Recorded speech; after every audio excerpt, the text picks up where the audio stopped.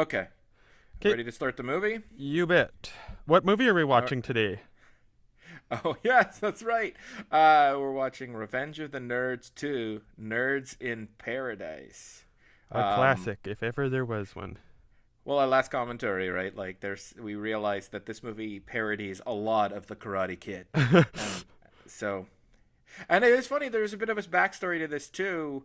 I remember you and I were roommates for about 8 months to 9 months or so when I first moved to town, and I started going to school. And we were walking down the street by Superstore, the store chain of, for those of you who listen outside of the country of Canada, that's a major grocery chain. And we are just walking down the street by Superstore in Brandon, and this guy drove by in like a little Mirthmobile, like from Wayne's World, and it looked exactly like that. And he was just booming that song from Revenge of the Nerds Part Two, the theme song, whatever it is, like "Take Me Back to Paradise" or something. So I was like, we got to watch that movie.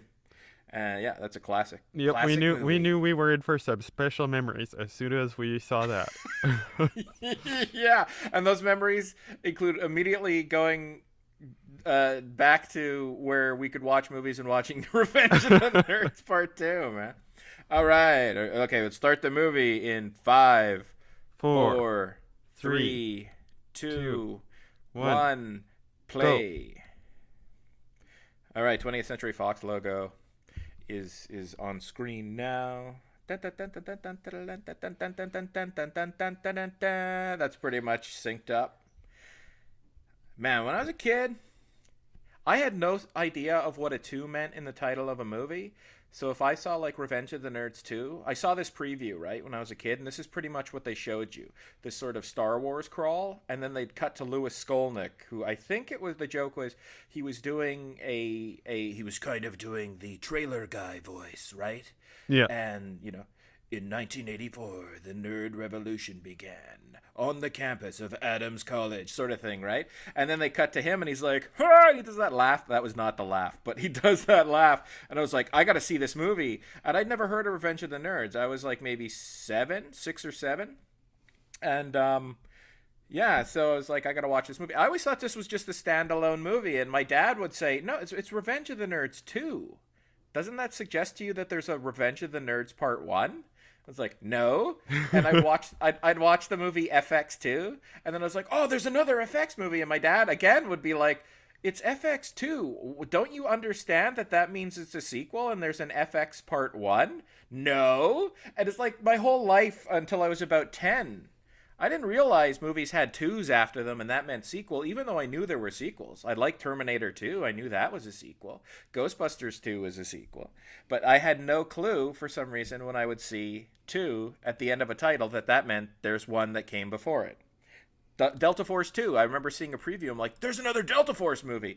And my dad, again, like just flabbergasted. What's wrong with my son? Is he retarded? Like, seriously. Like, 2 means it's a sequel, you dummy. I think But we've anyways, come across a clever meme to use in indie films. Call your movie 2 or 3, even though it's the first movie. yeah, really. And then people will be looking like crazy for the original, and you're like, there is no original. But actually, that would piss people off, I guess. But there'd be a tremendous amount of talk about, people mildly interested in your movie would be like, that's good enough. I want to see the original. I want to see the first one in the series. And so they start looking, and it's like, what the hell? It doesn't exist. Where is it? It literally doesn't exist, but they think it must exist. So they're like calling people, if this were the 80s, they'd be calling video stores and they'd be trying to track it down on the internet. They'd be searching constantly. And there'd be all this buzz for a movie where there's just a nominal interest in seeing the movie, but because they can't find it, it amplifies the search, and everyone's talking about this mystery movie, and it turns out it doesn't exist, but now everyone's talking about your movie. So yeah, there you go. It's Lamar, and he's gay, so he must Oh be yeah. transvestite. Whoa, I just noticed Transformers comics, and I met the guy who wrote those. Transformers comics. Is there a Bottom right Transformers? corner says Marvel. You can see Optimus But what? Prime. Oh, are we watching the same version? Yeah, we've got Wormser with his glasses right now. Yeah, and he's like his eyebrows are The going and shit. Optimus I Prime know. was a very small logo. It was the second comic down. Okay. I Here's just my saw guy, like Booger. no way. You think you're this is your again? That's a dude thing when guys watch movies, man. It's like okay, let's immerse ourselves. Who am I gonna be? Like who's the guy that best represents me? I don't know. I guess I'm. Was there a fat guy ever? Not really. There was in the third one. Oh, I've never seen that. Those movies are hard to find. So my contention here is he can't go on this trip, but his leg gets better enough that they're still on the trip, but he ends up going down to downtown LA and he meets a girl in the park and they're Oh, supposed to have a date and he ends up going to the diner but she's not there and he picks up a phone and it's someone telling him that the missiles are about to be launched from Denver and everyone's going to die and yep. that becomes the Miracle Mile. Yep, that's all the same universe. Miracle Mile, this, and Karate Kid. Yeah. I'm pretty sure I saw this movie before the first one. Oh, yeah, me too. Obviously, based on the story I just told, but well, it was on a very popular 20th Century Fox VHS cassette for home video, and it featured this trailer. I can't remember the movie, but I remember thinking I got to see this Nerds movie, man. Like I don't know why, it just looked so good. And then it was like it was another like 3 years before I realized there was a Revenge of the Nerds Part One. Well, actually, the confusing thing about Revenge of the Nerds is it's called Revenge of the Nerds. So, I actually thought that there was another movie before Revenge of the Nerds because the first one's called Revenge, right? Like Jaws Oh, yeah. Revenge. So yeah, I did Yeah. get confused.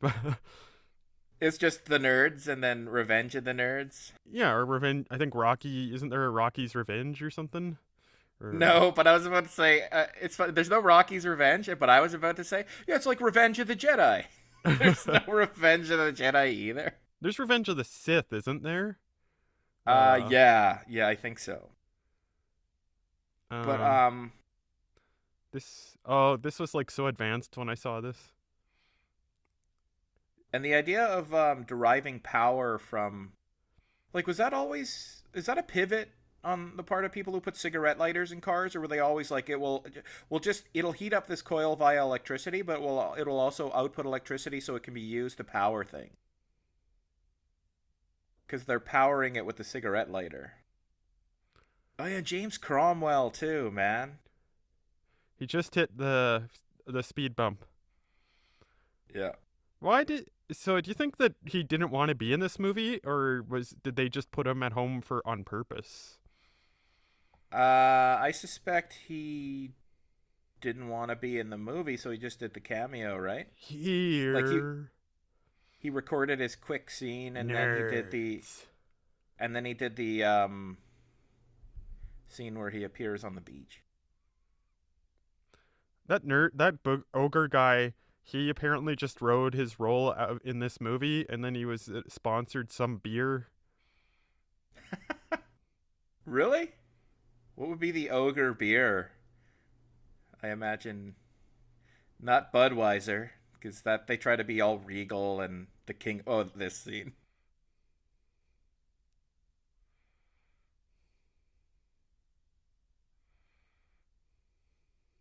When I was a kid and he said creamy thighs, I was like so gross. I always found Booger unsettling, right? Like he's gross, and I always found him gross. But when he described her thighs as creamy, I was like, that sounds gross. And I just pictured her like dropping a carton of half and half between her legs or something. But like I didn't get the sexual connotations or undertones or even overtones. Oh yeah, but Lamar too. You're right. Like he's such a stereotypical portrayal of a homosexual person. Like nowadays they go too far, and the homosexual person is always like there's not a trace of anything stereotypical at all, which is not realistic. But in the '80s through to the mid '90s, it was like every stereotype.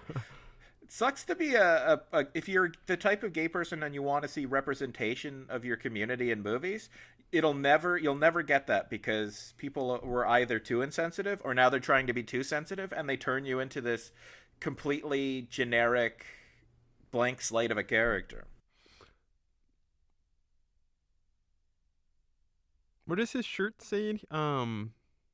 Who farted? Who farted? Yeah. And it's got tons of stains. And I think holes in it too. Like he is gross. They up the ante with his just disgust factor. And also, it's interesting. It's more like a testament to the like Lamar's smart, right? Like he is a nerd, but he's a flaming homosexual. But Well, Booger's not. Like he's just a fun-loving, unkempt, gross kind of guy. But it's a testament to like nerds are accepting, right? Like every step of the way, if somebody's being disingenuous and ironic and is just like fucking with them essentially, like they act totally receptive. Like, oh, what a nice person. Let's be nice to this person. Like just the most earnest of people.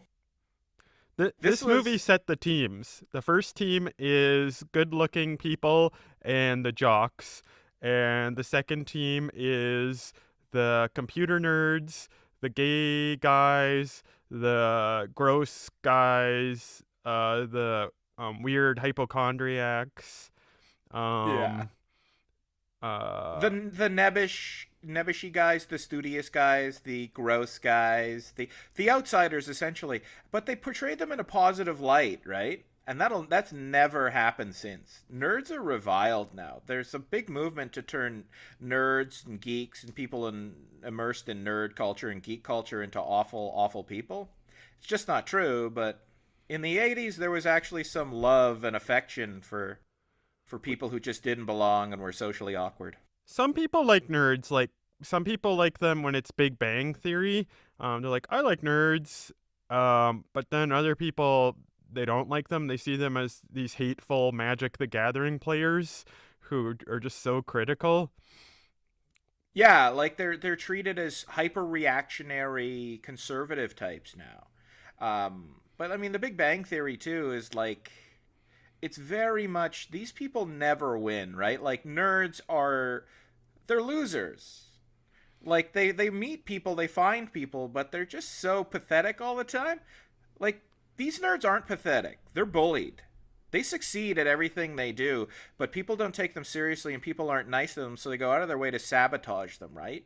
Like sure they fuck up and there's physical humor and gags and stuff, but for the most part they're totally capable, totally earnest, nice guys.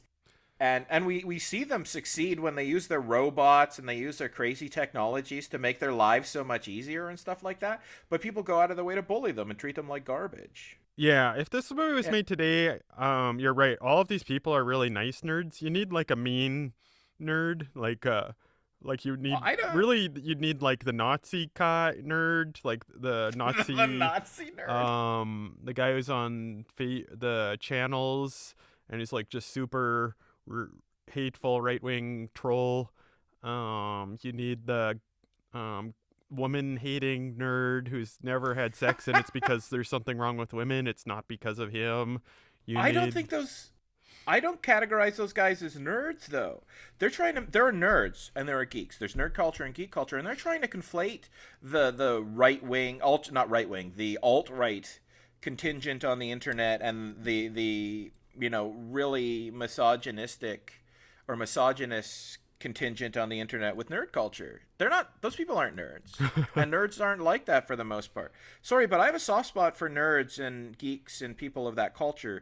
I think they should be more protected. They are a marginalized group. They've always been. Every time anything bad happens, nerds are blamed because they like comic books, they like video games, they stick to themselves, they're introverted. So of course that's what contributed to like school shootings, that's what contributes to delinquency. I always I don't think it's fair to say nerds online because they're earnest and they're passionate about things and they're not shy about being critical, that somehow they're reactionaries and things like that.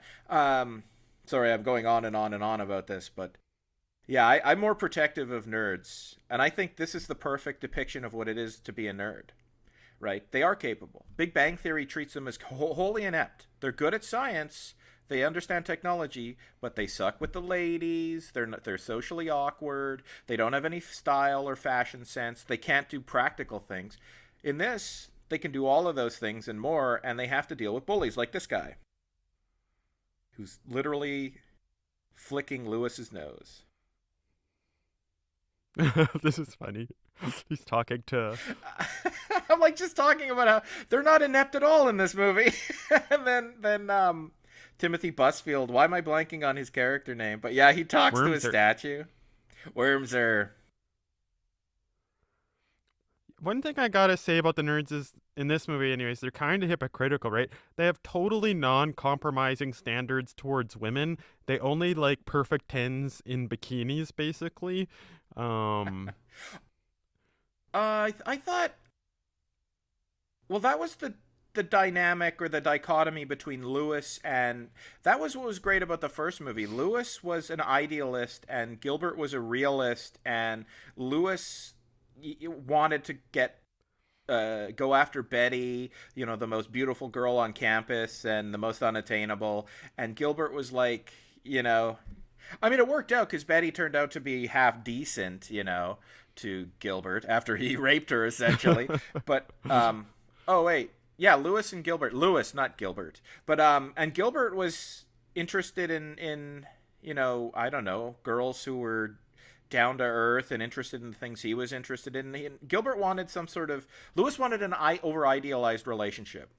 Gilbert wanted a relationship with somebody he could connect with, and so he started dating that girl. She wasn't a nerd, right? Like she was actually like she was good at computer science and stuff. But anyways, that's enough to get her called a nerd in a movie. But yeah, but Gilbert's not in this, so that dichotomy is missing, and it is just Lewis doing what Lewis does, trying to get women way out of his league and seeming kind of shallow doing it because Gilbert's not there to rein him in and say, Lewis, there's more to life than just classically beautiful women and things like that. well, Lewis Not to, already has a girlfriend. Like, he has the picture at his apartment, and now he's like going after another girl. oh yeah, that's right. I didn't even think about that. He has the picture of Betty in the and in the sequel to this, they're married, aren't they? Yeah, I remember the sequel. I saw it in Dauphin because he had Betty's pregnant and he had some special chamber to drive her around so that like she couldn't possibly be hurt if there was a car accident. That's funny. He death proofs Betty's car. It was like the in the novel Ringworld. There's this species that they're just terrified of death, so they're hyper safety oriented. Even like their houses and everything don't have corners because there's a risk of falling and hitting your head on a corner, so everything's smooth and safe, but they're slow, so Actually, though, wouldn't the physics of corners? It's sort of like it's a cushion, right? Like a blunt, rounded edge. That's like hitting your head on a blunt object. But a corner, you kind of ping pong off of. You don't hit it at a direct angle. You hit this it at guy's like a. Weinstein basically. Hold on, I didn't finish my discussion of the corners Well, I theory. had to mention it while it was happening. I know. I'm kidding. I'm totally kidding. Oh no, all I was gonna say is you hit it at a diagonal, so you ricochet from one side to the other, and then you meet your way to the end of the corner, and a lot of that damage is undirect and less. I think the Discworld people were wrong. Okay, but this is Ed Lauder. This is Ed Lauder. So now we have to put up the commentary of another fair use folly of our Death Wish 3 commentary from he's season 0. he's in Death 'Cause Wish 3? yeah, he's the what is he? The captain of the police precinct that where Kersey's brought into. Okay, this is part of the same universe. Everybody's just no, because Ed Lauder was great in that movie. In this movie, he's a sleazeball. He had a Ironically, bad time in the police, like he just lost his morals or something. Like maybe he saw someone who had their eyes cut out and murdered, and then he became really jaded and like a sleazeball manager. screw it. I'm gonna go manage a hotel in Florida and bang beautiful bikini broads on the side. Yeah. And then in between Death Wish 4 and 5, Paul Kersey comes down to Florida and he says to Ed Lauder, "You got to get yourself back on track. You used to be my partner in crime." Literally, because you told me to go commit crimes and you would not arrest me, and that would allow us to kill the gang members. But yeah, this Bradley Whitford guy too is on screen right now. He can be very likable, but they got his character down. He's always smarmy to a degree. So when he does a smarmy, manipulative character, He does it to a T. Like this guy, the guy he played in Billy Madison. This could be Billy Madison's character. His character in Billy Madison could be this guy. So Billy Madison's now connected too. The movie universe expands. But okay, notice that he's being so disingenuous, so dishonest and manipulative, and Lewis just takes it all at face value. He's just trusting, kind. But Booger's not. I guess like Booger's bad at science, but he's got good real world skills. Yeah, maybe Booger's like the regulatory or like a regulative force for them. You know? Well, no, that was actually Gilbert before too, right? Gilbert was the guy to say, Lewis, you're too trusting. Lewis, you're. Gilbert was pragmatic and a realist, and Lewis is an idealist and, too trusting, too credulous. But Gilbert was nice too, but he just understood the persecution of the nerd, and it was like the most beautiful girl on campus isn't going to want to date you, Lewis. Be realistic, you know. But I guess the Gilbert. Yeah, in real life, Gilbert became a success. He went on to be in ER, and so he made lots of money there. And Lewis, in real life, went on to Revenge of the Nerds Part 3 and 4. And he was in minor roles in a lot of John Carpenter's stuff. Oh, he was? Yeah. Oh, Hotel Coral Essex, Karate Kid. This is. I maintain this is the same building as Karate Kid's apartment building. This pool, though, is so much more disgusting. You know, I guess what happened is this is a couple years after Karate Kid. So what happened? The pool just kept filling with rainwater, and there was no chlorine, so it just got more and more putrid.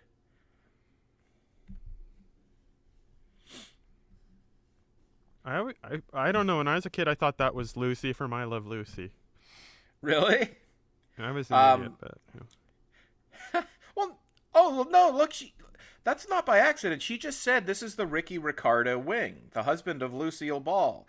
But she looks like Lucy. She's got the capri pants. She's redheaded. She's funny. But I remember rewinding and watching over and over and over. Oh, there's the pool. I remember the scene where she says she's going to make lunch and she pulls out that knife and everyone screams. I thought her reaction was so funny. Like her getting scared and the look on her face, it was comedic gold to me as a kid, and I think it's still funny. But yeah, there's a reason why you'd think she was Lucille Ball. So they're purposely parodying her just like they parody the Karate Kid with later. Well, she's talking about Ricky Ricardo. I always remember this scene. You want to go around the world?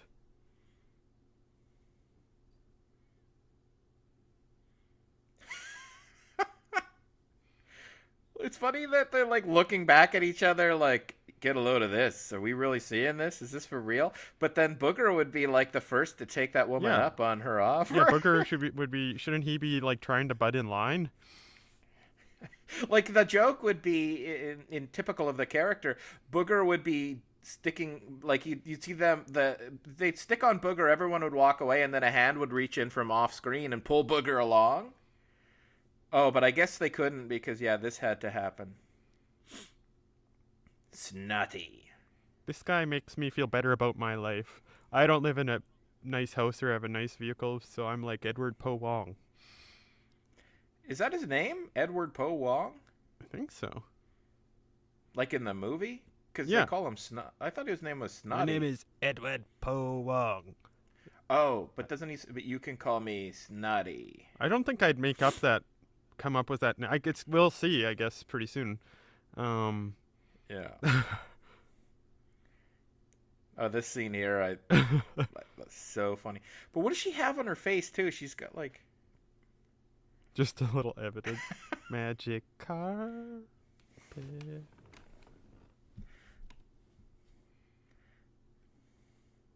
So you think that's funny? I think that she screamed too early. I think they're supposed to scream and then she's supposed to scream. Her face is so funny though. But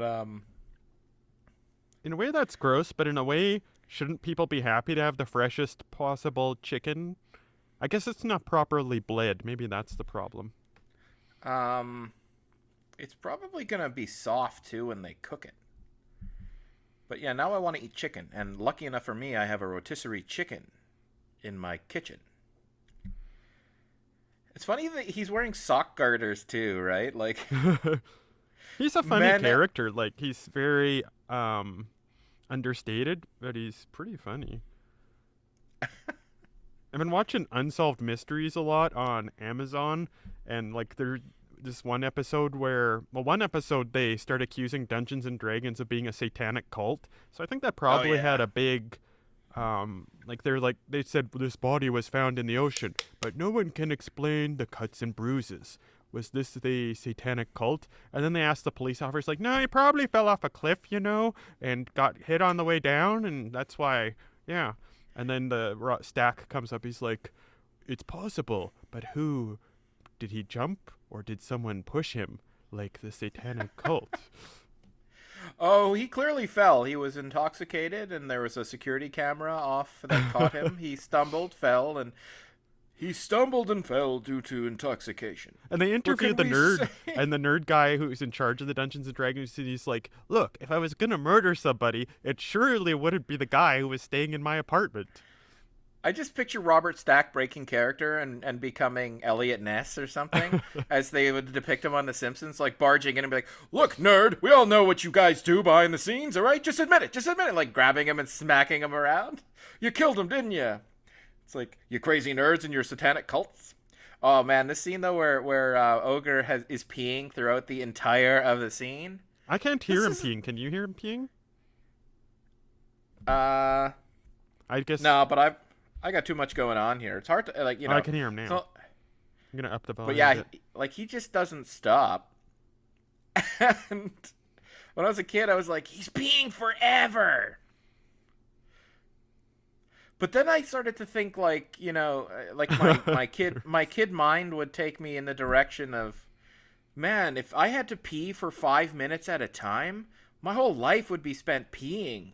It'd be horrible. What a horrible existence Ogre must have. Every time he pees, it's like, 5 minutes out of my day. He'd probably sit down to pee after a while, treat it like he was taking a dump so he could get some reading done or something. I usually sit down when I pee. Which is a perfectly fine thing to admit, because no one's ever going to criticize you for sitting down and peeing. It's not like that's been the number one challenge to male masculinity ever since people have been challenging male masculinity.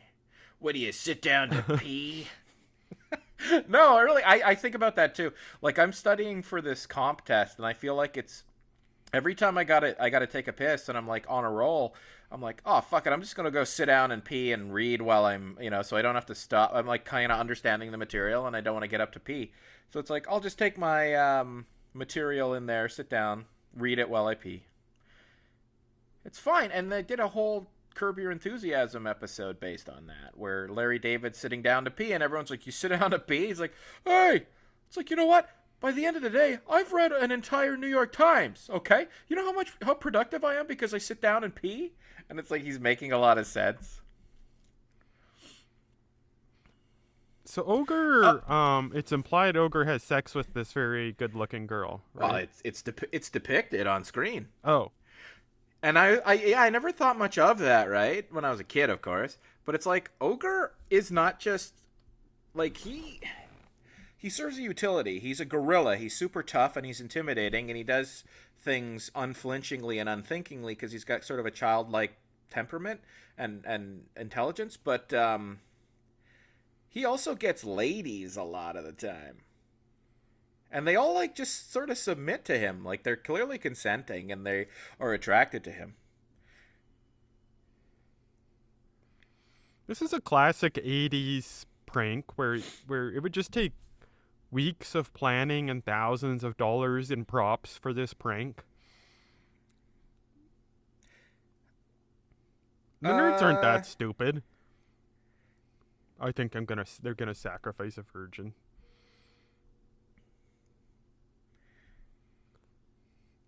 Well, yeah, I don't know. I'm not...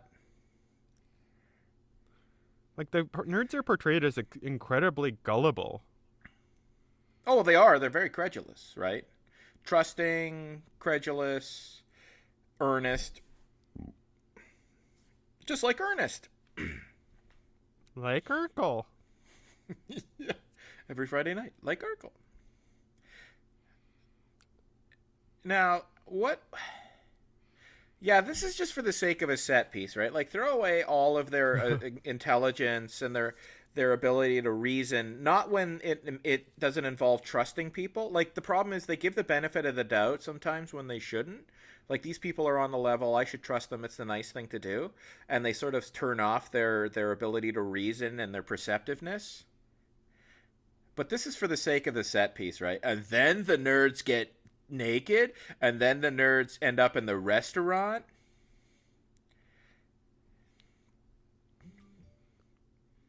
Yeah, like, this is extreme. There's alligators there. I was thinking all they needed was the costumes, but all of that could go so wrong.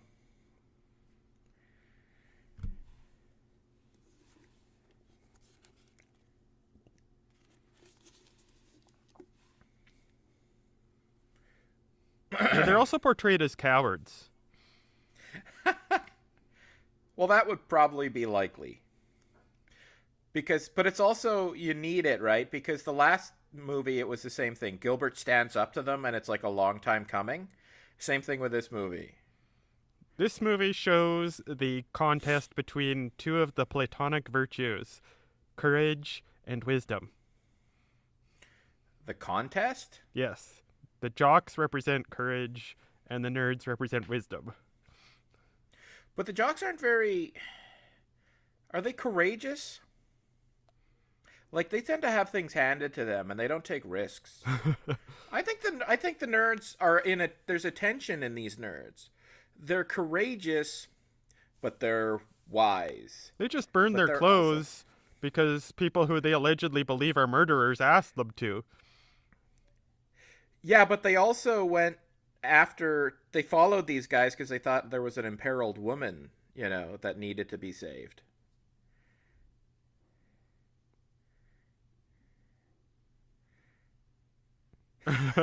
Ogre.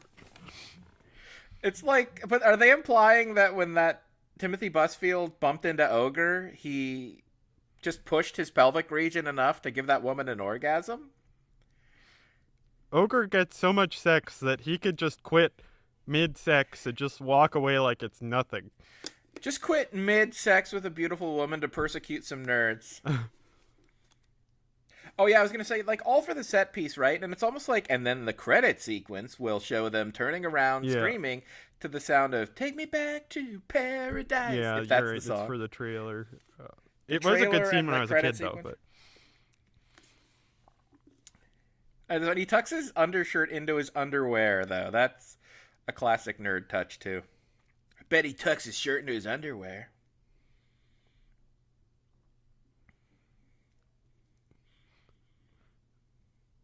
So if you're gay, it's okay for you to be super fit, and be a nerd because the gayness captures it. That's it, though. For Lamar, in reality, he's like incredibly muscular and fit, right? He would be like the most popular guy among gay men, and they're not exactly like in the 80s. You could come out of the closet and stuff, right? Like, he'd probably have a great life as a gay man especially in Florida. But I guess it's that kind of attitude of people like, no, gay people are outsiders. It's like, why? They have their own culture. They're varied and complex. It's like, no, we'll just lump them in with the nerds. Yeah, But well, like George Takei was accused of drugging that gay guy in the early 80s, so it was open enough for that to be happening. Well, I mean, that's the thing. And this is my movie knowledge telling me this, but there was a subculture where it was like, yeah, the bathhouses and leather bars and things like that. But I mean, it wasn't all seedy like that. But that's the stereotype, right? So when you find out that George Takei, he drugged somebody? I thought he just got an... Yeah, because the guy says says he had a drink, and then he woke up and George Takei had his hands down his pants, and Takei's like 40, and the other guy's like 20. The thing is, George Takei gets a white card if this is the only guy making an allegation against him, because any one person can make an allegation against a celebrity. It's not fair to let one person completely. But if Takei gets swarmed and 10 other people say, yeah, same thing happened to me, then of course then it's different. But I'm giving Takei the white card for now. Also, though, if he were 40, this would have been like the late 60s, early 70s. Again, you got to look at it with some nuance. You can't just immediately say guilty, I believe the victim, or innocent. People make up too much stuff, but that was a time when people were far more free sexually, right? And it's not like Cosby, here, take this pill, and then knows the person's unconscious. Like, were they doing recreational drugs, and the guy was not with it, but still seemingly awake and sentient? I don't know. I mean, I don't know what to say. But yeah, if it is just one person, and everyone was intoxicated, it could be as simple as, yeah, I thought he was awake. I thought he was enjoying it, but apparently he was in a blackout state. I never would have done it otherwise, but who knows? Who knows? Anyways, this is like the parody scene, and it's getting like all heavy now because we're once again talking about. We tend to go down these digressions of sleazy Hollywood, right? But how can you not? It's all that you hear about. All I know is James Hong is a saint and always will be. David Lopez. Master.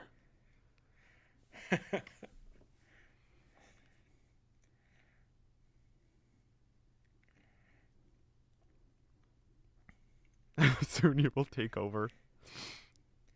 Oh yeah, for the sake of sinking, it's oh. Is that Michael Dudikoff? Oh yeah, and also speaking of contemporaneity or whatever, you would be expelled for using sacred garb of another culture and stuff like that on camp. They're not on campus. They're representing a fraternity. But if there was ever video or pictures out of like, yeah, look at this fraternity wearing Indian headdresses, like they're totally mocking First Nations culture. They'd be in trouble. They would now, yeah. Yeah. Man, do you think she's like good looking enough? And plus she's totally my type, like really buttoned down. Oh, you're talking about Courtney Thorne Smith. Yeah, I was gonna make a point about that too, right? Like we're talking like Lewis. Lewis is going after very beautiful women, and Gilbert's like trying to rein him in. But there's nothing wrong with that, and there's nothing inherently bad about beautiful women either, right? And I think this movie realized that.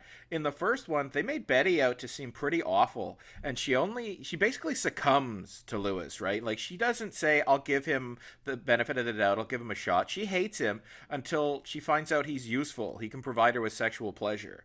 Like, and they're like, yeah, we made her out to be awful. And that's the trope, right? Like, beautiful girls are just femme fatale types. So this girl's, like, obviously very attractive, but is also, like, good-hearted at the same time. Like, they're trying to make amends. Oh, yeah. Gotta do a sync up. The nerds are... Fuck, how do you even do this, man? Like, there's nothing... I can't remember anyone's names either. Oh yeah, the character Stuart was just bowling ball tossed through the doors, and now Lewis is talking to Courtney Thorne Smith, and he says, "You could just call me at the Hotel Coral Essex literally 5 seconds ago. There's your sink." Thanks for standing up for me. I guess you got fired. Well, goodbye. Yeah. Best of luck. Oh. See, they are courageous to a degree. But yeah, that set piece is really out of place because these guys are, again, I wouldn't hesitate to say they're sweethearts and they stand up for what is right. Lewis can be a little over idealistic at times, but that whole scene where they get in their underwear, that was out of place. That was just a set piece for I don't know what purpose.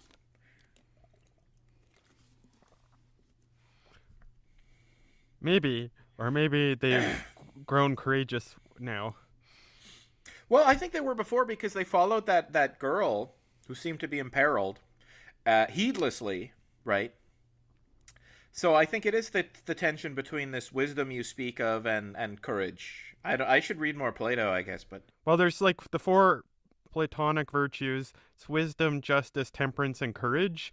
And that's one of the flaws with Christianity is it doesn't have courage as a virtue. It has faith, hope, charity, and they replace courage with fortitude.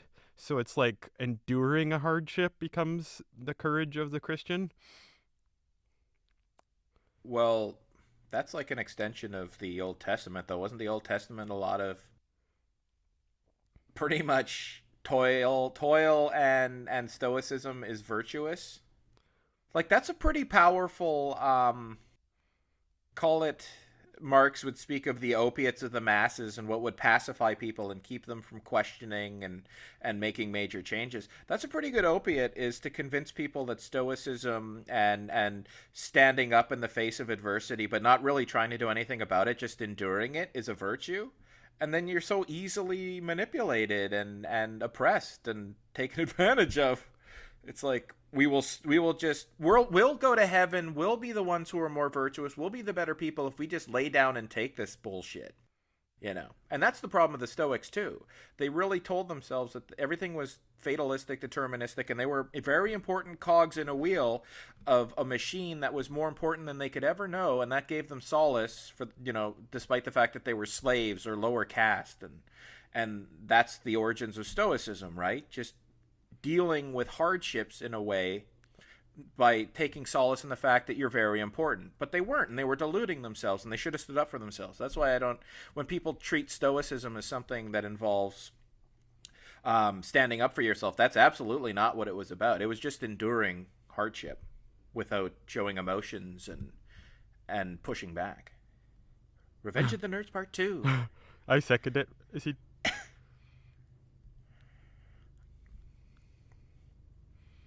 Those alpha betas. I was just about to just jokingly say, God, I hate those alpha betas.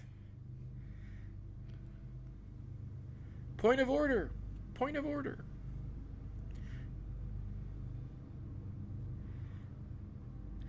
And you know, I love the just overt physicality and brutality that they demonstrate in these nerd movies, right? Like whenever a nerd tries to be civil and you know, add to the discourse in a way that's formal and in keeping with the rules, the alpha betas just knock them over, literally push them back and keep them down. Like when Gilbert wanted to talk at that meeting, you know, and you know, challenge the alpha betas, they were literally going to kick his ass, and the coach of the football team was like, yeah, go ahead and do it. Here, it's like, I want to say something, and this big muscle guy just pushes Lewis back, and everyone's like, that's fine. It's not like we're part of the academy or anything where we're supposed to be civil to each other and be open to dialogue and debate. Yeah, I don't think I've ever seen that in real life. Oh, no. Well, there's a lot of censorship on campuses, but it's never the type where get some big jock muscle guy to, like, seriously beat this person up who's trying to contribute to the conversation.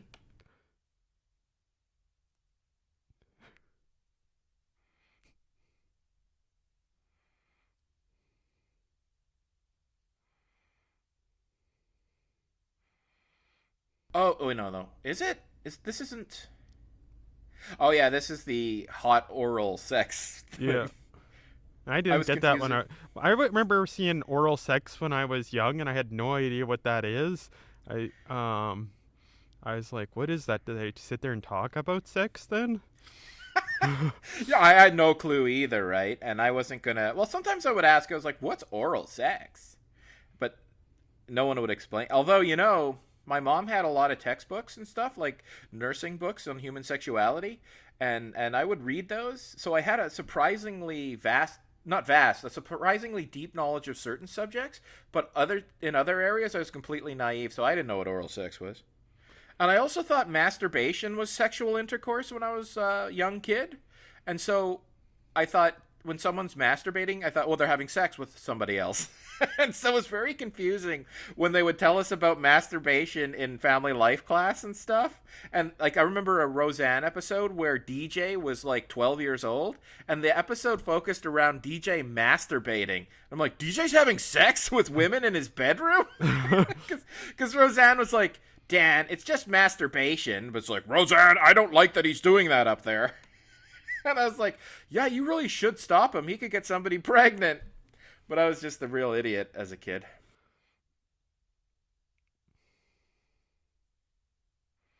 This show is not apologetic at all about basically imitating the same formula as the first one.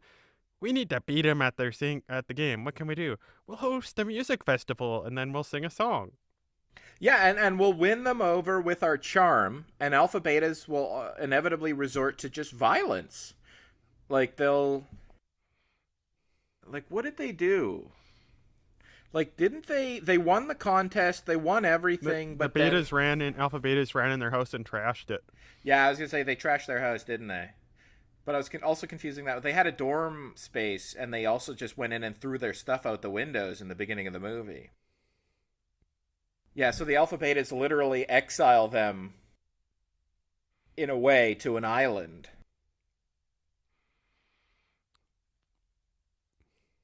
Even with the Wonder Joints, right? It's like, hey guys, Wonder Joints. And then in this one, he finds, we've got Bush. I think he said. Oh, yeah, that's exactly what he says.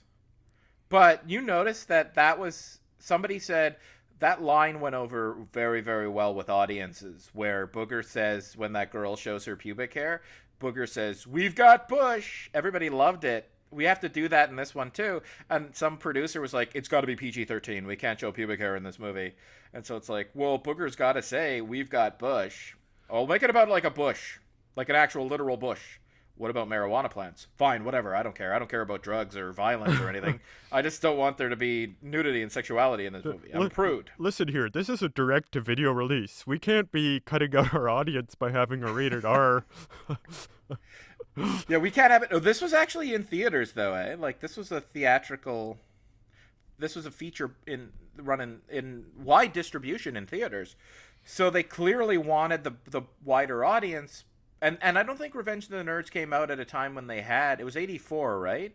So they didn't have. Or maybe it was 86. They would have had PG-13. But, yeah, they wanted him to say his classic character-defining line, but he couldn't say it about pubic hair, so he said it about a marijuana plant. And even as a kid, I was like, hey, man, this isn't right. This is just a sleazy retcon or something. I don't know.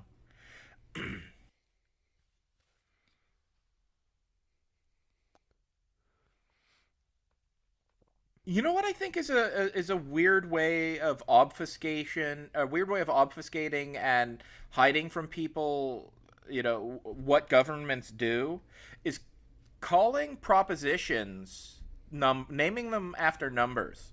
Like Proposition 15, right? Like nobody knows what it is. And so literally they just talk about don't vote for it or do vote for it, but nobody knows what it is, so nobody cares. It could be the most horrendous thing in the world and it's like vote yes on Prop 15. Well, for elections too, they don't post it's just vote for Mrs. A, vote for Mr. B. And it just seems like, oh, well, I saw 70 signs for Mrs. A and only 20 for Mr. B, so I'm going to vote for Mrs. A. Yeah. Democracy does not work. Well, that's the thing. Who said it? Winston Churchill? Somebody said democracy, it doesn't work. It's awful, but it's our best option. Or something like that. Like, democracy is horrible, but it's the best option we have. Lewis has got something planned, I can tell from his sneaky little smile. I just think Lewis is going to be manipulated once again by the alpha betas because he's too trusting. And it's like perfect. His shirt is just slightly not tucked, slightly untucked. He's a little unkempt.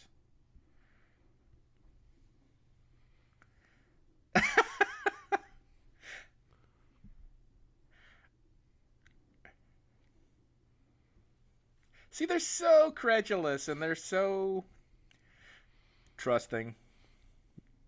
Maybe this movie's propaganda to give the nerds an advantage. Like everyone who doesn't know nerds, oh, I can always trust nerds. They're a real straight shooter. But even though nerds are just as likely to be selfish or wicked as anybody else, probably more so because they can think of more evil things to do. I've had just about enough of your nerd bashing, young man. No, I think nerds, though, you can trust them. They can be very acerbic. They can be very direct. They can even be very mean spirited. But you can trust them to never be disingenuous, and you can trust them to always tell you what they're thinking. Take a nerd on face value, right? So if this nerd's acting like an asshole, nerd's probably an asshole. If the nerd's acting like a nice guy, probably a nice guy. Alpha betas, on the other hand, totally inauthentic, totally manipulative. Classic line. Boner. And this actor so perfectly depicts fake laughing to humor somebody, but can't really do it because there's only so much I can pretend to do. This is just one bridge too far. Yeah. Listen to you. Come on, that leg's got to heal. You've got to get down to Los Angeles where you play your trombone and you meet, what's her name? I was going to say Marcia Gay Harden, but she's got another name, three-word name. I just don't get why he's here. Why did the writers think, okay, Gilbert's got to be... Why does he got to be there? Like, could he only be on set for 2 days or something? Yeah, I think that's exactly what it was. I think we can get Gilbert to do a monologue, and we can get him to give advice to Gilbert cut him a in couple of times. after. Yeah. Like there's this. He gives this speech to Lewis on the beach. He shows up as like a Jedi apparition? ghost. Yeah. Oh, this is exactly what you're saying, where they parody. Yeah, like Hockaloogie at a fly. But he's also Yoda-like. But to truly Hockaloogie, you must not draw phlegm from the throat, but from the soul. Sports Illustrated football phone. And he's reading Hustler. Like, he's just lascivious and crude. But also... he's a nerd, man. Ed Lauder's a nerd. Like, I always thought he was a bald, nebbishy Clint Eastwood. He's great, though. Like, he's so good in Death Wish 3. Man, she's so buttoned up. There's no point in this movie where she's going to take that bow off, show a little cleavage, let her hair down, and it'll be revealed that she's beautiful. Yeah. Who is this plain... somewhat goblin-like girl that he's talking to right now? How dare you, Hollywood? I'm used to the most beautiful of women in my movies. Why am I looking at this absolute dog? Oh my God, she was beautiful all along. She was a diamond in the rough. Yeah, we have to act shocked when he beautifies her a little bit. Yeah. We're like, what? Oh my! That's why I love that scene. What? Huh? Yeah. Wait a second. Hold on. Hold the phone. Plain Jane becomes insane... Betty Page. In the membrane. Insane Betty Page. What was I going to say, though? Oh, I love that Loaded Weapon movie, the National Lampoon parody, because they clearly have a different actress, and they put stuff in her teeth, and they make her look totally unappealing, and all she does is let her hair down, and she's literally a supermodel in the very next scene. It's like, that's how it is. Like, who do they think they're fooling? We're winners and it shows. We've got game. Yeah. Please refer to the earlier episode, friends. Oh yeah, game. Gotta have game. From, was it the first episode we ever did? Halloween Helper episode 1. Yeah, that one in the middle is worth writing home about. That one in the... How dehumanizing is that? That object in the middle? Yowza. What a perfect facade. Probably nothing going on inside, though. Town. This isn't the original Funky Town, though. This someone else is covering it, right? I also think it's not even... It's like they... Listen. Like, I thought it was Won't You Take Me to Funky Town. They seem to be singing Won't You Take Me to... The Funky Town. Like they're changing the lyrics slightly to Classic get away with. Lamar. And yeah, he's gay. I don't know that that adds to the dynamic. He's totally stereotypical. But, like, it's also mean spirited in that Lamar has sexual urges too, Like, he's clearly drawing a very attractive, muscular man or he's shaping a man out of sand. Like, could you not have found a partner for Lamar? Like, even Booger gets to interact with people he's attracted to, but Lamar is just essentially there to be this walking, talking bundle of stereotypes. Well, Lamar I got a mean, I girl in the first or guy in the first movie. He's like, I got a date, and then Booger's like, but that's with a dude. but even in the first movie, they gave him a romantic like he's a prop essentially. Again, I hate to act like I care so much, but to not care at all about just this character who's like, I was making a joke about objectifying those women a second ago, but that's literally what Lamar is. He's a prop in this. Like, he's a great character, but he should get his own spin-off where it's like Lamar at home and he's like he's married, he's got a husband and they've adopted kids or they have kids through surrogates and stuff. And it's like it turns out he's the smartest of all the nerds and the most industrious. So, does Lewis get romantically involved with her, or is he's just harmlessly flirting?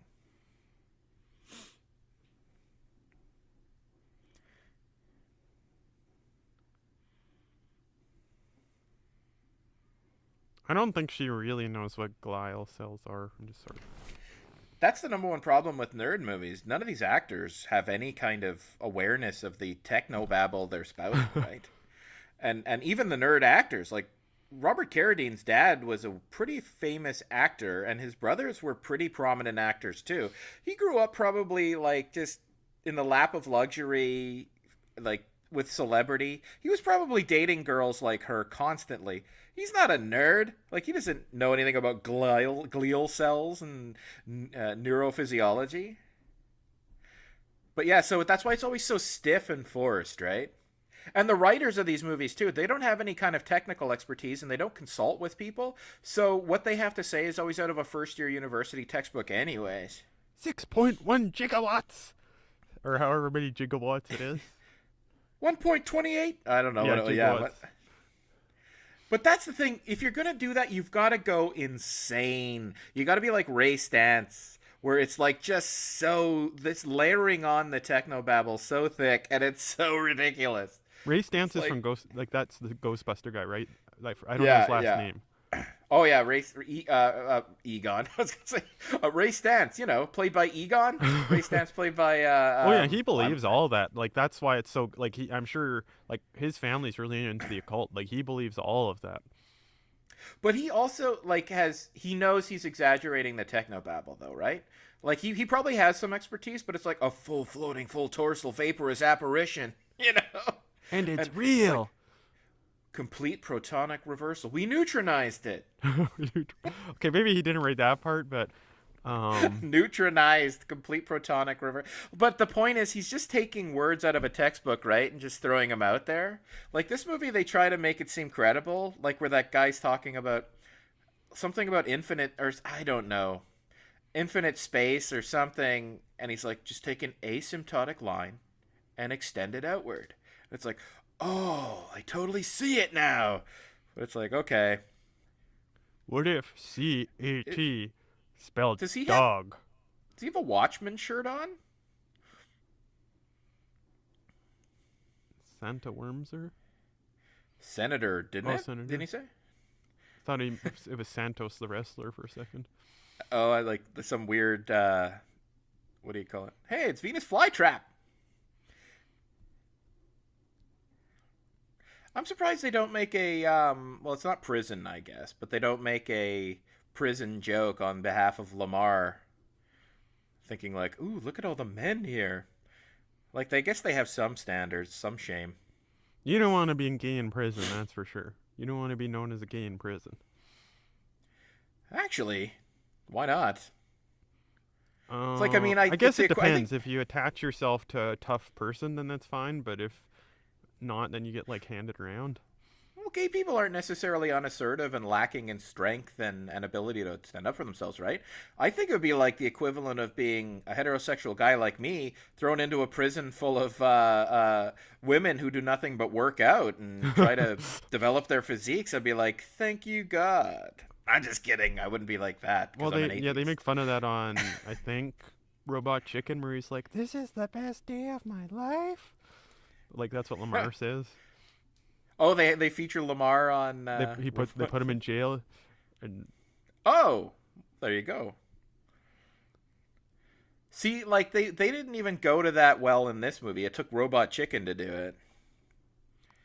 That woman I was saying was very attractive a few minutes ago. She looks like she's got a knife in the back of her dress, like something to pull out and stab someone with. You can see it in the corner there when you to the right. White Castle. That takes a lot of strength if he did that. Like he didn't put that over his knee. I'm sure it was prepped, but if he can do that without prep, that's pretty impressive.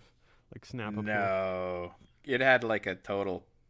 And then like the next scene, they had it a standard one, right? Like it would have the splinters. That thing was like it was cut through and just kind of glued together.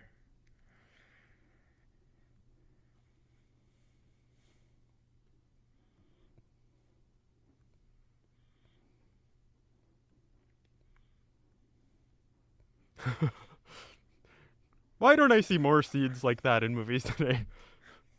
Homo. Didn't he call you a homo? Didn't he call you something a type of person you're totally prejudiced against? He did. Oh, you were thrown off of a fucking 4th floor balcony. Are you okay? They need more Goodbye. beautiful women in this movie. I think we need more nerds. That girl looks like Taylor Swift. Top right corner. Yes, she does.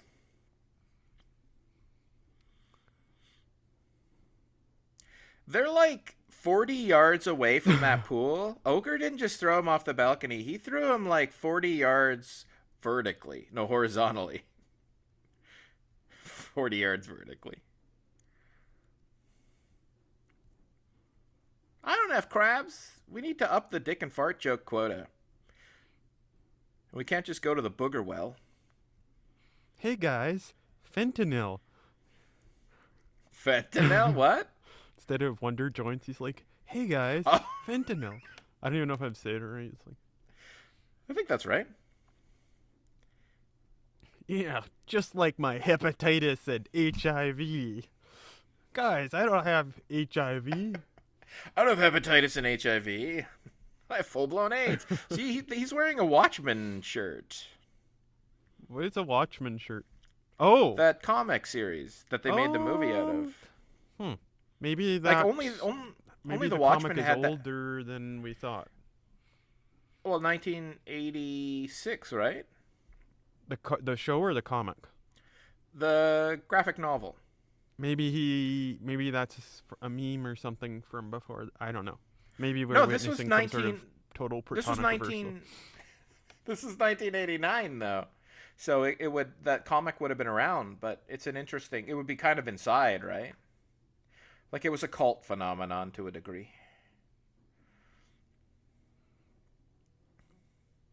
Like why the alpha betas, they have these schemes, but it's like they know if they fail they're just going to throw them in a van and dump them on a deserted island. Why not just do that to begin with?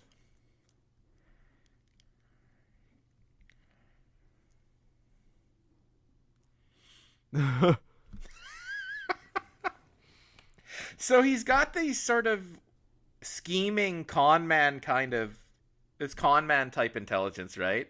Like you immediately, you're not gonna make me like reverse psychology.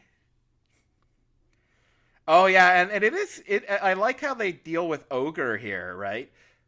Like it's so organic and it's perfectly played. Ogre is too dumb to keep this a secret. How do we get Ogre on the island so he can bond with the nerds? And it is typical sequel trope too, or not trope, but like sequel structure. The bad guy becomes the good guy if the movies go on long enough. if the bad guy doesn't die, the bad guy becomes an ally. Well, it's just an easy thing to write. It's like, well, we're up to episode 60. What do we write now? Hey, what if the bad guy became the good guy for a few episodes? Yeah, Well, that no, writes itself. but it's such a cliche. Like Ocean's 13, the bad guy from the first one is an ally, even though he double crosses them. They always team up for some reason if they survive. Darth Vader turns good again. Like that wasn't the plan initially. It was like George Lucas was like, "Wow, there's a lot I could milk a lot out of the popularity of my first Star Wars movie. I'll call it Episode 4 because I've got a backstory in my head, and we'll make Darth Vader Luke Skywalker's father." Are you an angel?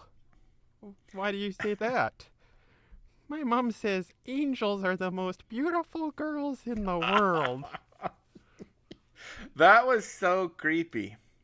I'm gonna be boning you in about 8 years. I'm a slave, owned by a weird alien. We have bombs implanted in us that if we go too far, we die. Yeah, really though, like who keeps slaves that just like, okay, slave, go ahead and travel for miles and miles to the home you live in with a lot of autonomy. Like Jedi's come and merchants come. It's like, how do you keep your property? Like they actually deal with that. What was it, Saboba? No, whoever Sebulba? owned. Yeah, but he Blow didn't you own. up. Yeah, it's like a little bit of Spielberg backstory. But the Jedi could have just swooped down and been like, "This kid's got midichlorians up the yin yang. Let's just take him." Yeah, I would assume the Jedi are at least as powerful as the Roman Catholic Church. If the church decided this person was like a descendant of Christ or something, I think they'd be like, the Pope thinks we need this boy for our order. Well, of course I'd be happy to sell him to you. Or I'll give him as a gift, because I'm terrified of you and your Inquisition. But this, I think that is a dynamic there, but I think the Jedi were the Catholics now, essentially, right? Like they'd fallen from grace, and their numbers are dwindling, and they're seen as just people who believe in this magical, mystical force, and so now it's like someone trying to pull some sort of Catholic cred in a secularist type world. It's like, get out of here, Jedi. And like, don't try your Jedi mind trick on me. That doesn't work on me. It's like, all right. Yeah, But yeah, I think Star Wars should have just been episode 1 and Empire Strikes Back, and that's it. I actually agree wholeheartedly. I told you I found those despecialized versions of Star Wars. Like, I'd for years never watched Star Wars because the shit that George Lucas added on to those fucking movies just destroyed them for me. Not even kidding. I couldn't watch them. And call me nitpicky, but I just couldn't. And I found the despecial. Like, someone must have had an original print of the movie on film and painstakingly restored it in high def in digital. I saw several documentaries about them. They had the print, so they scanned it. A few scenes they had to pull from the DVD and cut them in, because there was one DVD version that had the original movie. There was. We've got what doesn't matter. I missed the line. No. It's a bastardization of the line anyways. I'm glad we missed it. I spit on that line. He's supposed to be talking about pubic hair. But I was going to say, yeah, I watched those despecialized versions, and I'm like, man, this movie is amazing. Return of the Empire, amazing. But then, yeah, The Last Jedi, horrible. Return of the Jedi was just unwatchable. It's as bad as people say. Like, it's just... And you know that Han Solo, Harrison Ford doesn't want to be there, and the ending is trite, and... But the first two of those movies... magical. Yeah, the second one's really good, especially if that was it. They just stopped and like, yeah, the rebellion fought and then the Empire fought back, and that was that. Yeah, I mean, it'd be like if Gilbert made a movie and then Lewis is like, no, the bad guys can't win. We have to make a third one, Gilbert. And it's like, no, Lewis, that's the way things are. Sometimes the bad guys win. Yeah. Well, they could have done it better. Like, whatever possessed George Lucas to say, we need to introduce 50 new characters that aren't just new characters, but are a different species. Like, that are so unendearing, unoriginal, and annoying that it will destroy the franchise as we know it. They'll spend 45 minutes of this movie hanging out with fucking Ewoks, and you'll hate it, and you'll have to fucking eat it up with a spoon, audience. I hate you, George Lucas. I like how night. South Park makes fun of it because Cartman really likes the Ewoks. He's like, and then they go to the Ewok village, and and when I was young, I liked the Ewoks, so it's a good kids movie. But yeah, adults not allowed. As a kid, I didn't mind the Ewoks. As an adult, I was like, okay, I liked when they rescue Han. Great set piece, great build up. You know, the fight with the I was gonna say the Kraken, but the Balrog. What the fuck is that thing called? The Tauntaun? No, Tauntaun? I don't know. But that big monster with Luke fighting him. It was so it's Sarlacc.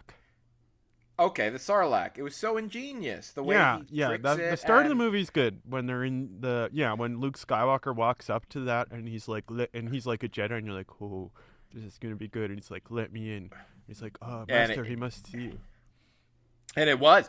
And you know what George Lucas did for us? Because we watched The Jedi just for that opening a few set pieces. He went and destroyed that for us too. With that fucking CG animated jazz singer. What the hell? And you watch the original and it's like, it's a little shitty Jim Henson puppet who you barely notice. And he's like, we have to animate and fully articulate this character.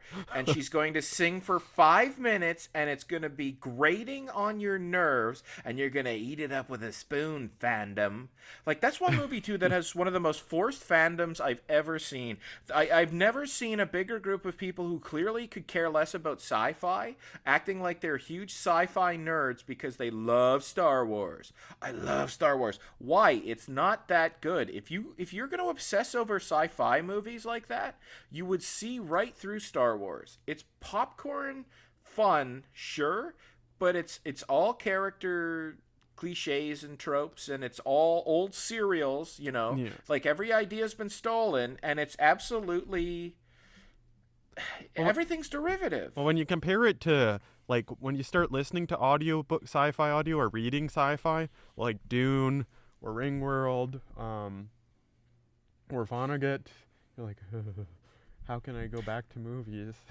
or even watch the better of the Star Trek motion picture movies, you know, or an episode of Star Trek, the originals, like the crazy philosophical overtones and being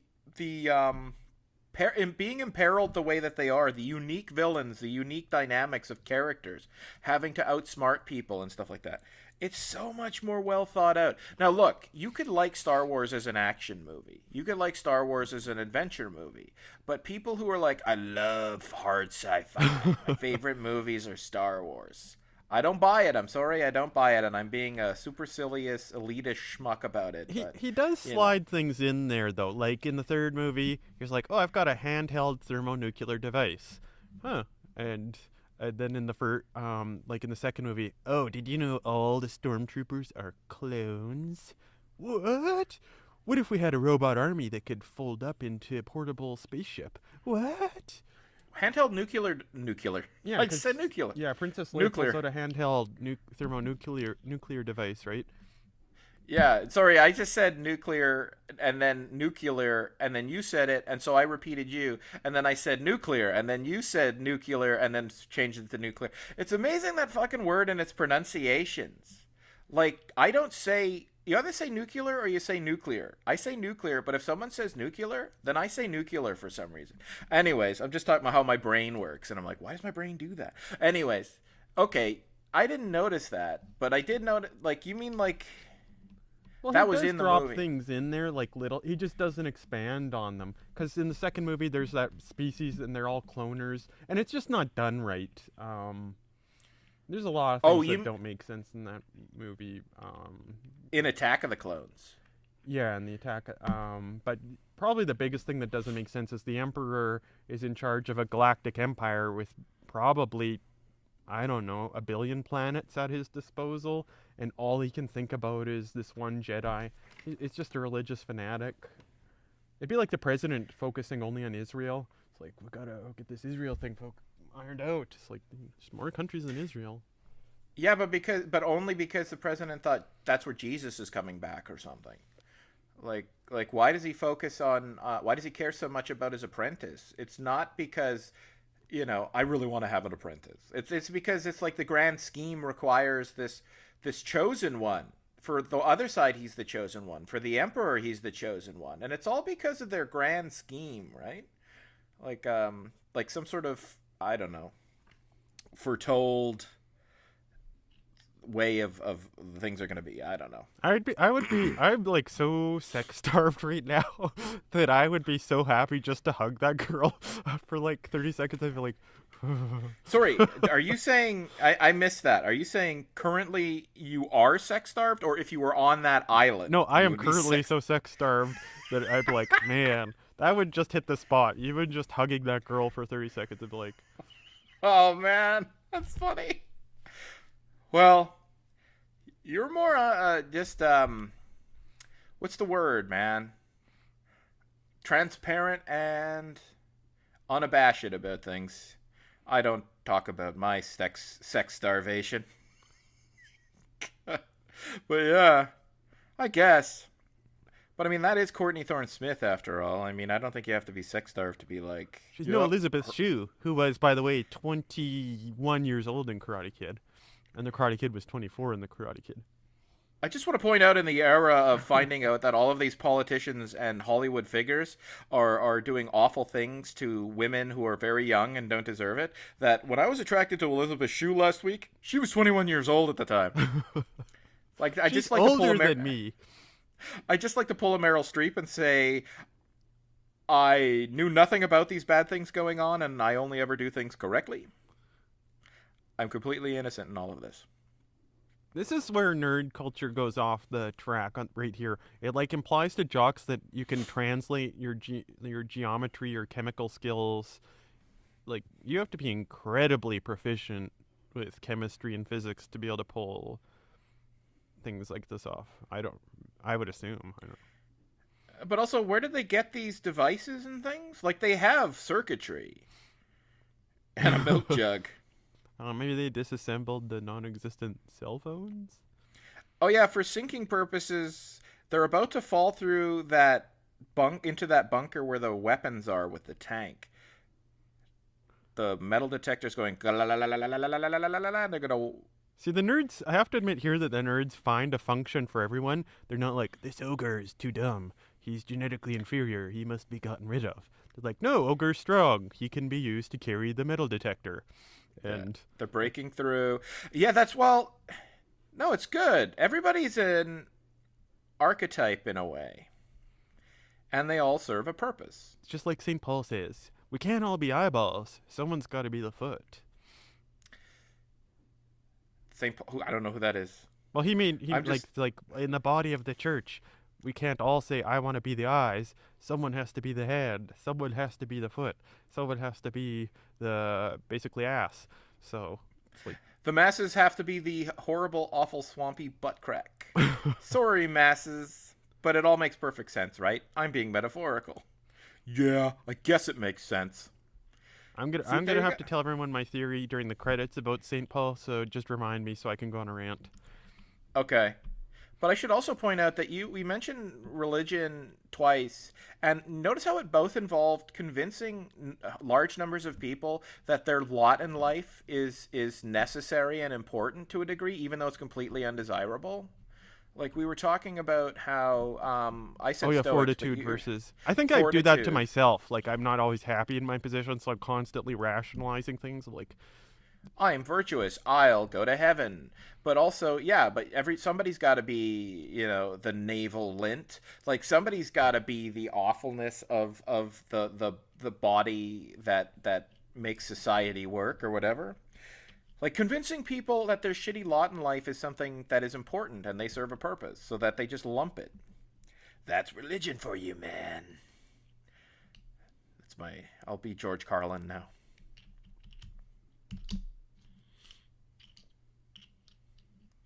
Pi Pi Delta Delta. I was thinking the same thing.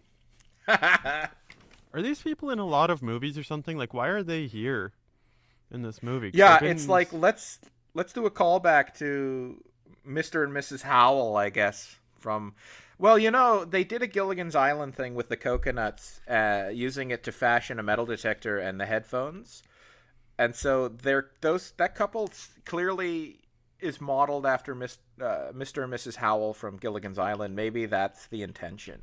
Let's do some property damage. And also, we can't see through the wall. That's true. That's incredibly dangerous.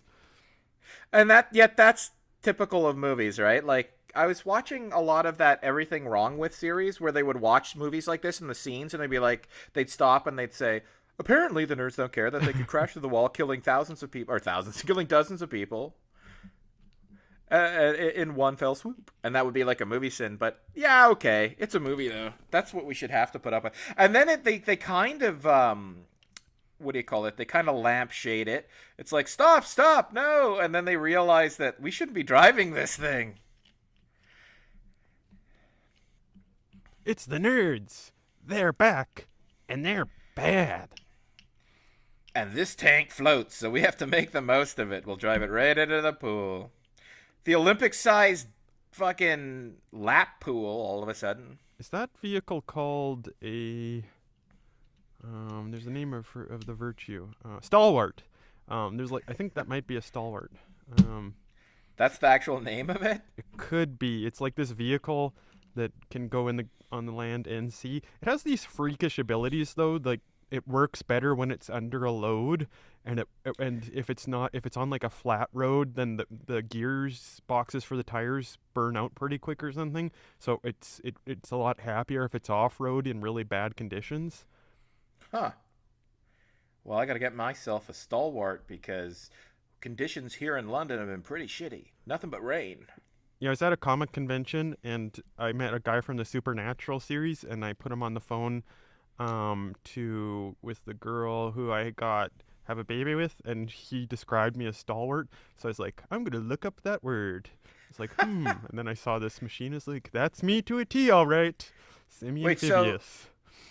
So the mother of your child is a fan of Supernatural? Yeah. Ah, that's pretty cool.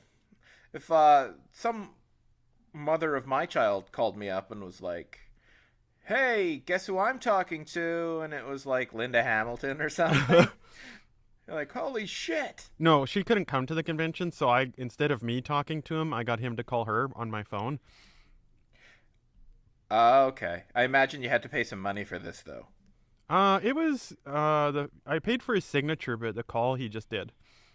Oh, that's cool. Was he like one of the main guys? It's like the third guy. He's the dad figure. He would be like Giles from Buffy the Vampire Slayer, I guess. Wasn't that guy... I thought that guy was on The Walking Dead. No. Is he like big, kind of like got a mustache and a beard? Yeah, he's got a beard. He might be in The Walking Dead too. I don't know. Does he look sort of like a bigger Robert Downey Jr.? I'm going to do a little cheating because our fans are going to be freaking out if I don't know, so I'm going to look up the cast. Well, it's not Jeffrey Dean Morgan, is it? It was... Who was also in The Watchmen?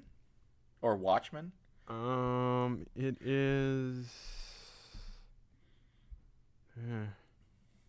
Also, I'll describe while you're looking up. This is the pivotal scene where Lewis lets Bradley Whitford know what's up. There's nothing I can say about it. The guy was Jim Beaver. His name should be so easy to remember. Jim Beaver? Like, can you get it easier than that? Jim Beaver. Is he the guy from... Is he the Franks and Beans? No, he's not the Franks and Beans guy from...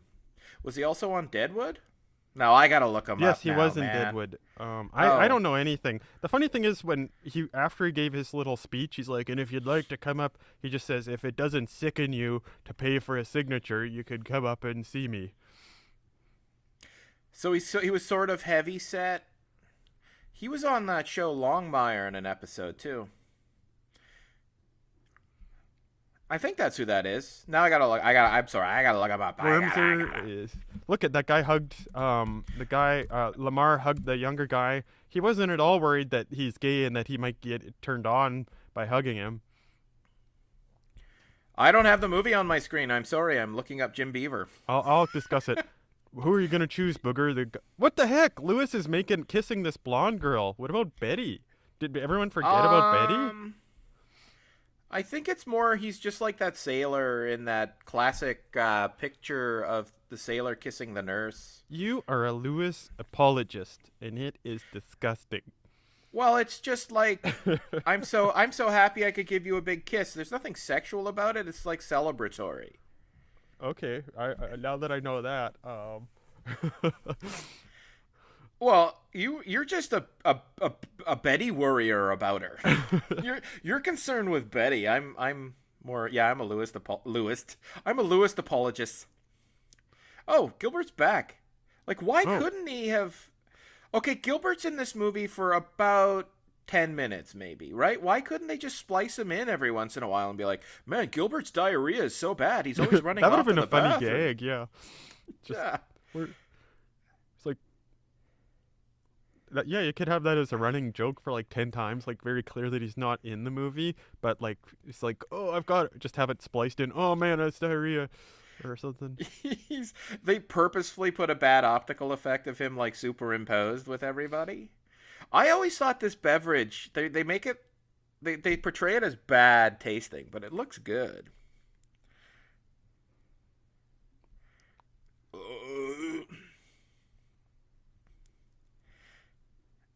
Okay, and it's funny that like Ogre I guess I think the backstory should be Ogre insisted that he look like Lewis because he idolizes him so much. Because they don't demand that the nerds wear glasses and slick their hair down and stuff, right? Yeah. Like clearly Lamar and Ogre. Booger are counterexamples. So I suspect that Ogre was like, if I'm going to be a nerd, I have to look like Lewis, my new hero.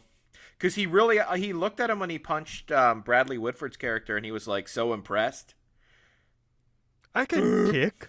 I can punch.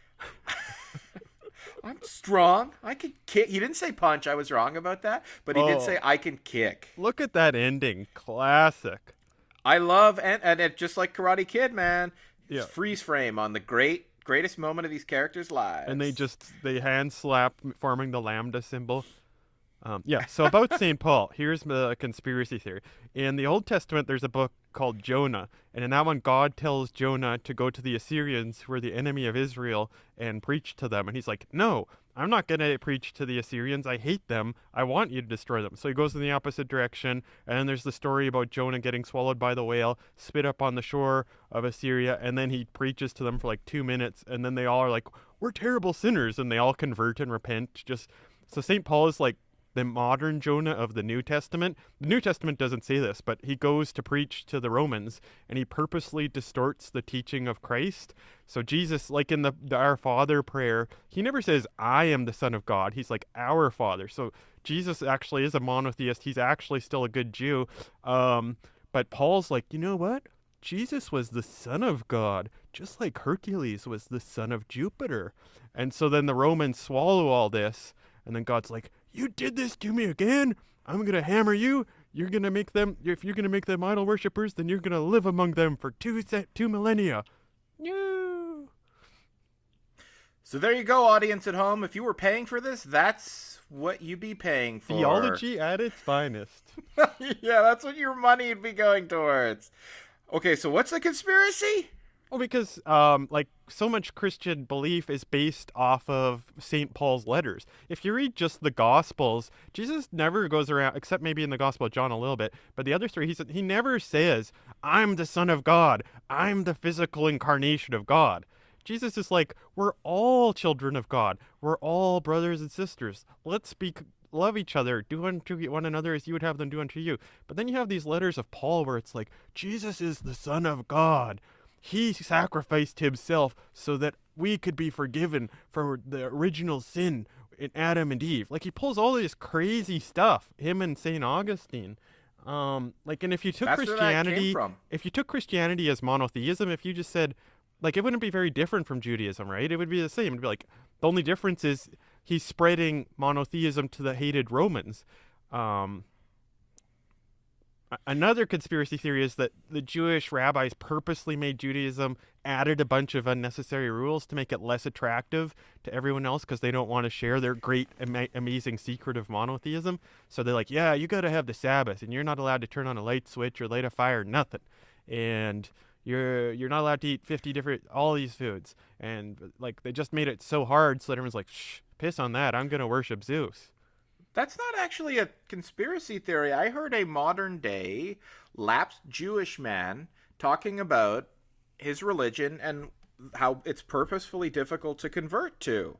Like you have to jump through a bunch of different hoops, and it's one of the smallest populations of people on earth, very prominent, but also the smallest one of the smallest demographics in terms of religion or ethnicities or race, and it's incredibly difficult to convert, and that's because they're incredibly exclusive. They don't want you becoming Jewish. So if you're going to be Jewish, you got to do this, that, the other thing. You got to learn to read scripture by heart, and like you said, you have to follow the Sabbath. You can't eat this, you can't eat that. Well, it depends on the group, right? Like the Reformed, I think, is pretty lax. You don't even have to get circumcised. But that's a pretty big barrier, that circumcision rule. If you're not circumcised as a child, like, yeah, you got to cut off part of your dick.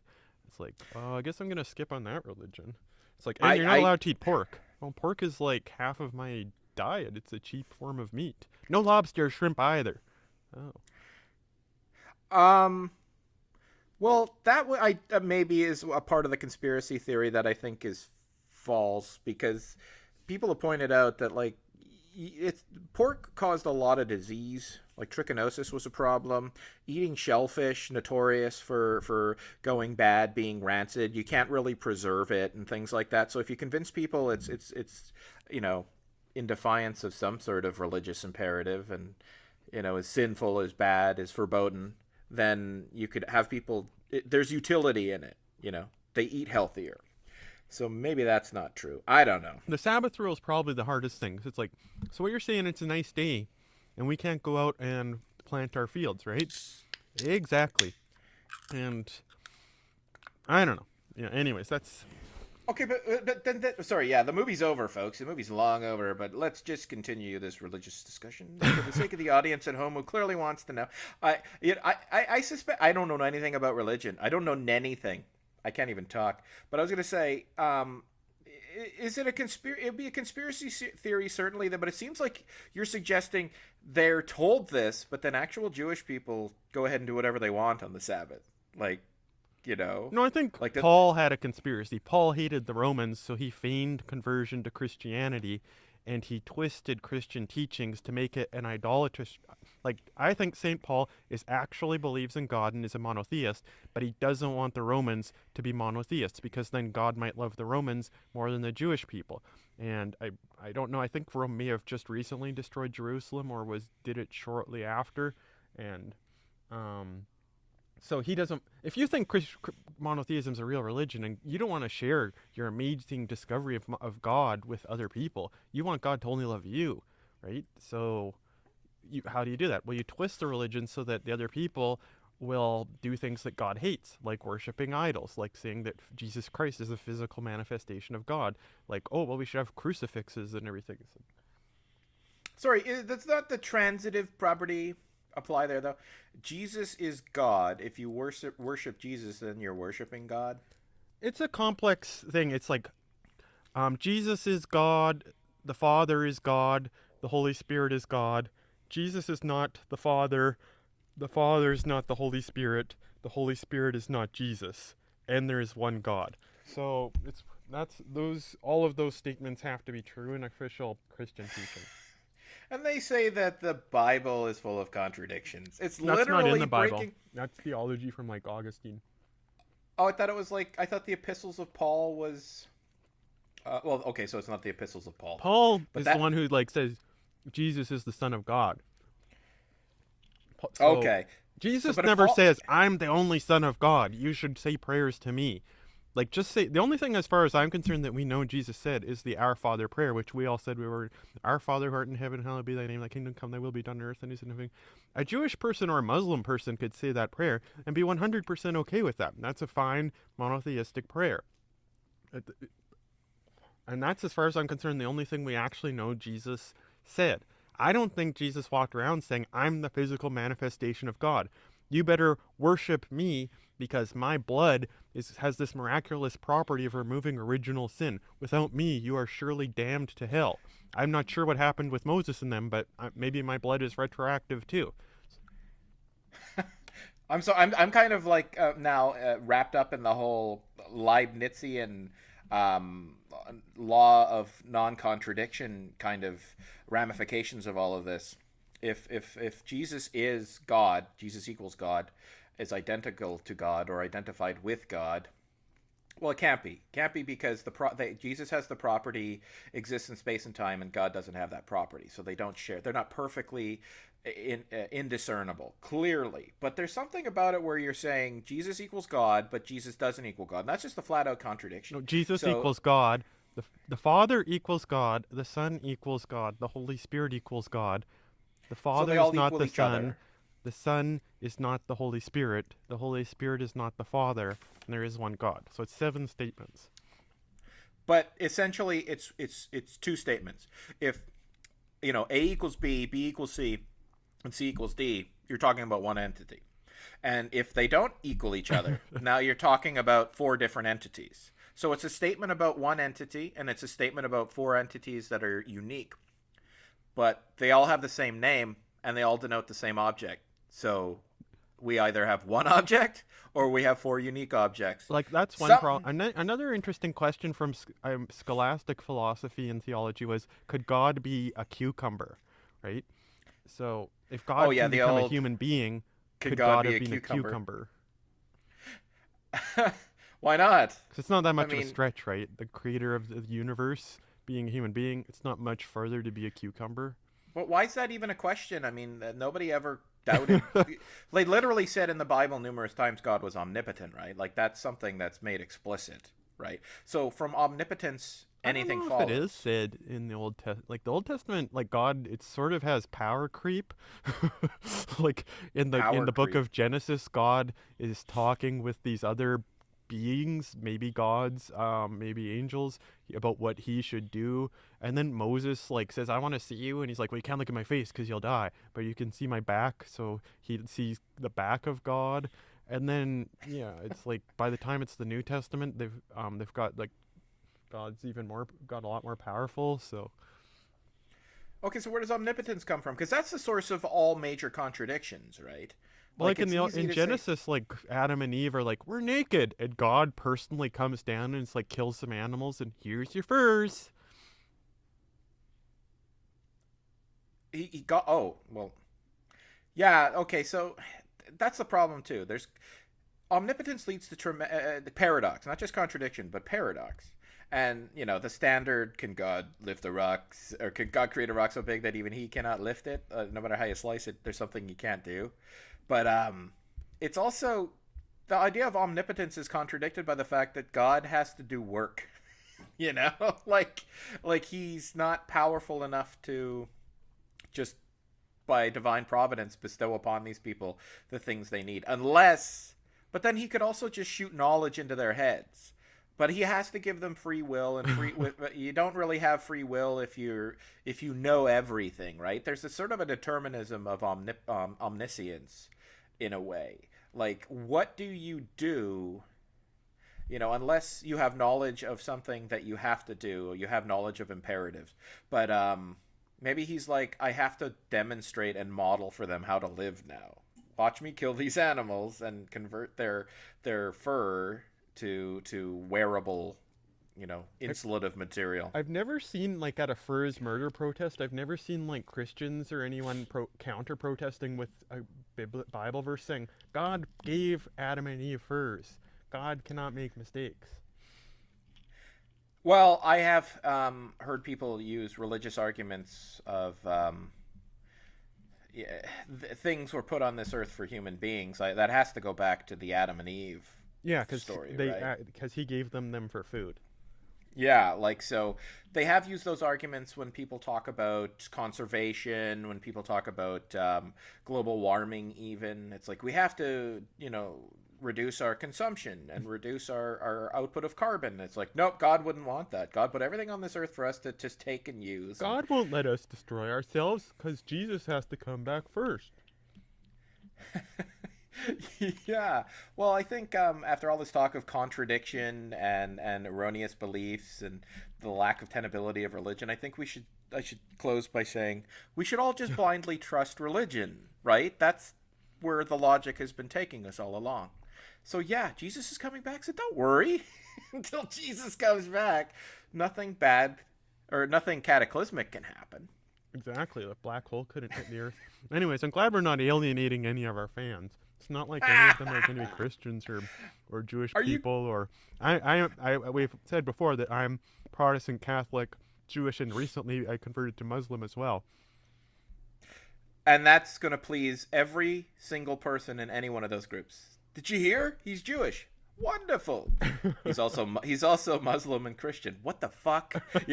Like some Muslim person is going to be like, this guy better be Muslim, Jewish, Catholic, and you know, like no, that's not how it works. I don't know too many Christian people who are like, it's like God or Allah. It doesn't matter. Really. It's not like we've defined places we call hell for those who don't accept our God and only our God. But yeah, that'd be funny if that should be an appeasement. But you know how you should just throw it out there as like, well, you can't really because we don't alienate anybody. But I go off on progressivist types. I've alienated them. I think they're full of shit. So we might as well just lay it all out there. If you're still hanging in 20 minutes after the movie's over. Yeah, I don't like anyone. Go ahead, Jeff. Tell them who you don't like. Have we done Revenge of the Nerds Part 1? No. We haven't? But okay. We'll eventually do that someday, friends, but for now, it's really feeling Revenge of the Nerds Part 2. So. Revenge of the Nerds Part 2, classic. We talked about that movie for a total of maybe 3 minutes out of this entire thing, but let's shut her down. Okay.